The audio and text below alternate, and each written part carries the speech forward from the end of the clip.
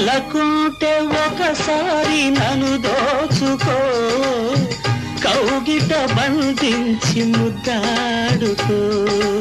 ఎన్నైనా చెబుతావు ఈ ఘడియలో, చాలన్నదే లేదు నీ భాషలో. ఏ మాట తెలుసు అది కాదు, ఇంకేమిటి?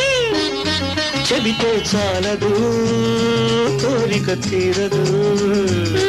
ఇది విన్నదే రాజు ఉన్నదే. ఆహా